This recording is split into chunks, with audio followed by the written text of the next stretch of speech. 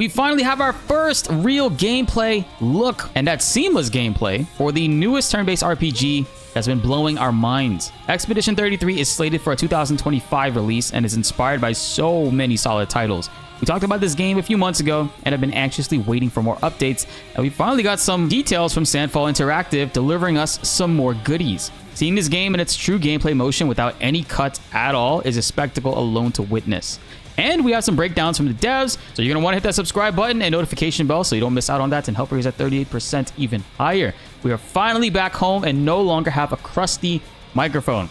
Now, let's jump into this video. So we have about 6.5 minutes of full gameplay we're going to be posting in the background and also lining up the footage to match up with what we're talking about here on Twitter, because there are a lot of details that the devs have offered us. They're saying that this video offers a glimpse into a very early area of the game shortly after the expedition sets out on their mission, focusing on a region known as the Flying Waters. In this, Gustav and Loon are searching for Mael, another member of the expedition, and have to navigate the area to uncover clues of her whereabouts. We see that as the gameplay goes on, we're roaming around as Gustav, but then eventually it jump cuts to another portion when I guess they finally regroup with Mael and she's taking control of the party, which they do mention as well later on too. We've infused Expedition 33 with rich environmental storytelling throughout the game. You're going to encounter numerous destroyed structures, worn paths, and remnants of the expeditions that came before.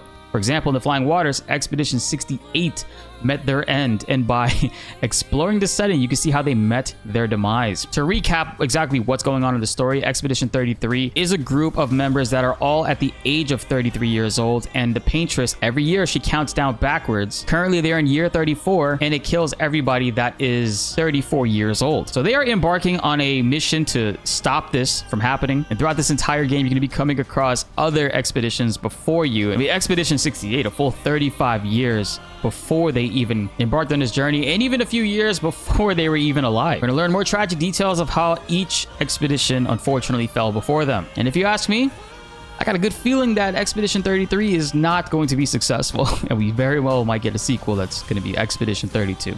Just saying. You can switch the party leader at any time when you traverse the world of Expedition 33, letting them lead the expedition as you explore the world and overcome challenges ahead.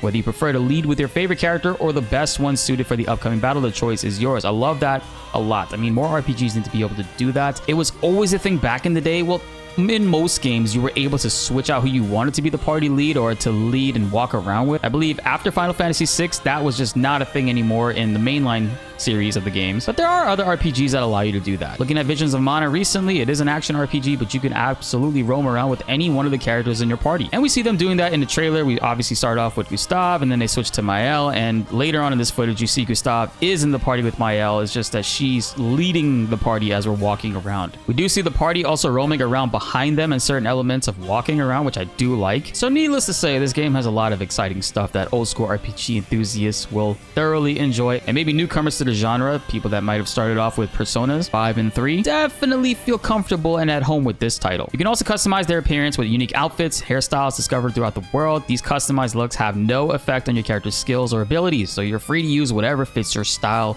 best. I mean, these fools are gonna die, so might as well go out dressed in style. We also see throughout the gameplay that you can interact with the environment using climbing hooks on the ledges that were left by the previous expeditions, and you can ascend even greater heights with these. Exploration is going to be heavily rewarded in the game, obviously with it being an RPG, and you'll come across environmental puzzles called paint cages that can aid in your journey, along with items called pictos, which can teach you new abilities. We do see them grab a picto in this gameplay, and essentially it's going to be working to give you stat bonuses for the character, whoever has them equipped. Essentially working just like an accessory. They also have unique passive skills associated with them called Lumina. Having a picto equipped allows the character to learn the associated Lumina permanently, and you can equip a wide range of them to diversify your builds and customize your party to suit a preferred playstyle. Definitely Final Fantasy IX comes to mind, thinking about how this system works and using certain equipment, even though it might be weaker, to learn abilities or passives to equip on characters. That very well be a thing in this game. And this segment here I'm most excited about, where they talk about the turn-based or the combat system essentially. So they're calling it the reactive turn-based system, where you'll need to input commands when you attack,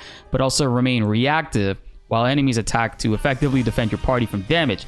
Players take turns attacking or defending, with the turn order displayed on the left side of the screen, very similar to a lot of turn-based RPGs that you guys might remember. Essentially, this system looks like it's very well borrowing from Legend of Dragoon, Lost Odyssey as well have implemented, and many other games. If you guys think of any other, please comment them down below. But I genuinely like this. It's very interactive, and turn-based for a lot of people can be quite boring. So giving people more buttons to hit and an opportunity to negate or avoid damage and also counterattack with timing inputs and stuff, that's fantastic. And we also saw in a previous interview where they straight up said that you could actually go through this entire game without taking any damage if you get really good at defense, whether that's dodging certain attacks, parrying certain attacks, and jumping to evade certain attacks that aren't parryable or dodgeable. There's going to be a lot of exciting elements to this game that I am greatly looking forward to. Basic attacks deal low damage. Skills often involve a time reactive command to maximize their effectiveness and add an additional bonus.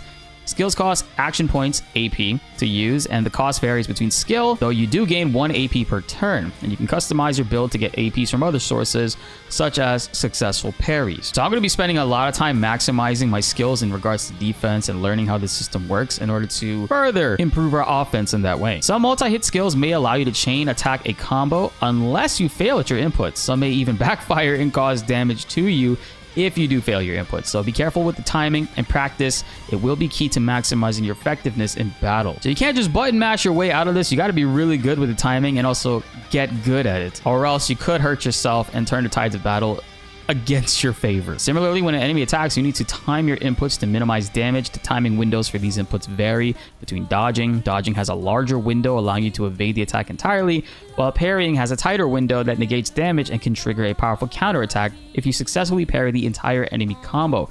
You see that in the trailer. And it's not just an individual combo, which you do also have, but if it's an AoE attack that hits everybody and you get the parries off, everybody does a sick combo attack, man. That's freaking beautiful. This game is style personified. The Goblu boss that they're actually showcasing to us in this footage right here, they mentioned specifically can take advantage of the flowers surrounding it and get buffs to overwhelm the party. And this is a thing that many bosses will be able to do. However, in this case, if you make use of the free aim system to fire at these flowers and close off their buds, it limits their effectiveness and ensures that the expedition has the upper hand against these powerful adversaries. Finding and exploiting these unique mechanics can be integral to boss battles. So you're also going to have to be paying attention to the environment, which is a really cool extra interactive element that they've thrown in here. And not every mechanic will be the same, as you come across many different bosses and enemies. And they close off by saying, we hope you enjoyed this early look at the game, and we are looking forward to sharing more with you guys soon. We're a young, ambitious team eager to pay homage to our favorite games in the genre while crafting something unique and entirely on our own. See you soon, Expeditioners. I mean, just looking at it, guys, we're just about 3 months left into this year, and then 2025 will be right around the corner. I don't know exactly when this will be launching in 2025, but I hope that sometime between now to the end of the year, we get a better idea of that, specifically whether it's going to be early 2025 or later or mid. My best bet is probably the Video Game Awards. This game did get revealed at the Xbox Showcase during the Summer Games Fest, a Jeff Keighley event. And of course, the Video Game Awards is another Jeff Keighley event. Expedition 33 is more than promising. This game looks like it's going to exceed a lot of expectations that many people have. And the more that I see of it personally, now getting a chance to look at the full gameplay, seamlessly playing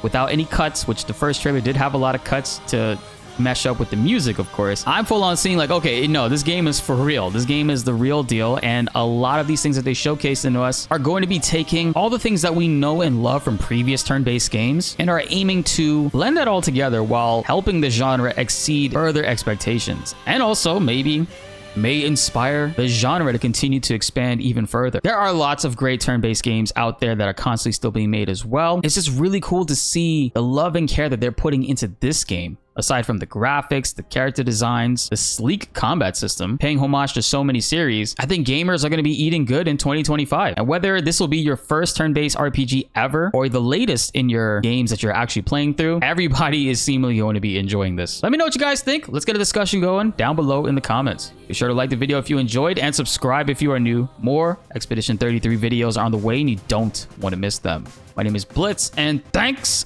for watching.